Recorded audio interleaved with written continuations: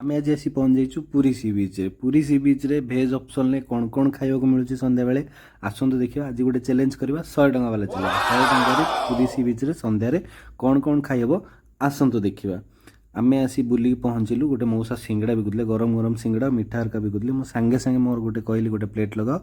ମଉସା ଆମକୁ ଗରମ ଗରମ ଛୋଟ ଛୋଟ ପକେଟ୍ ସାଇଜ୍ ସିଙ୍ଗଡ଼ା ଦେଲେ, ଯେଉଁଟା ବହୁତ କ୍ରିସ୍ପି ବି ଥିଲା ଆଉ ଗରମ ବି ଥିଲା। ଆଉ ସିଙ୍ଗଡ଼ାର ସ୍ୱାଦ ପୁରା ଟପ୍ ନଚ୍ ଥିଲା। 30 ଟଙ୍କା ଗୋଟେ ପ୍ଲେଟ୍, 6-7 ପିସ୍ ରହିବ। ପୁରା ଖାଇବା ଏକ ନମ୍ବର ମାହୋଲ ସହିତ ସିଙ୍ଗଡ଼ା ପୁରା ପରଫେକ୍ଟଲି ଫିଟ୍ ଥିଲା। ସିଙ୍ଗଡ଼ା ଖାଇସାରିଲା ପରେ ଆମ ନଜର ଆସି ପହଞ୍ଚିଲା ମ୍ୟାଗି ଉପରେ। ଗରମ ଗରମ ମ୍ୟାଗି, ସମୁଦ୍ର କୂଳ ଆଉ ଥଣ୍ଡା ପବନ, ମ୍ୟାଗି ହେବନି ମୋ ପୁରା ମାନେ ଜବରଦସ୍ତ ମ୍ୟାଗି। ୟାକୁ ଭିୟୁକୁ ଏନ୍ଜୟ କରି କରି ମୁଁ ଲୋଭ ହୋଇଗଲା, ଜଲ୍ଦି ଜଲ୍ଦି ମ୍ୟାଗି ପାଟିରେ ପୁରେଇ ଦେଲି। ପାଟି ବି ଗରମ ଥିଲା ତ ପାଟି ବି ଟିକେ ଜଳିଗଲା।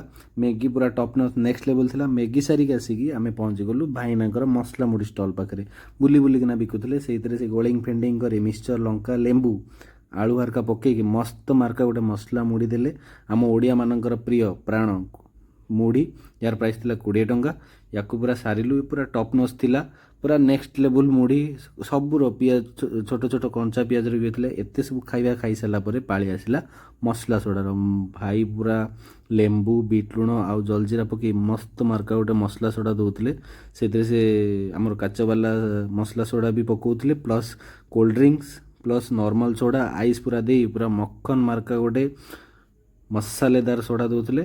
ଏତିକି ସବୁ ଖାଇସାରିଲା ପରେ ପୁରା ପେଟ ଶାନ୍ତି।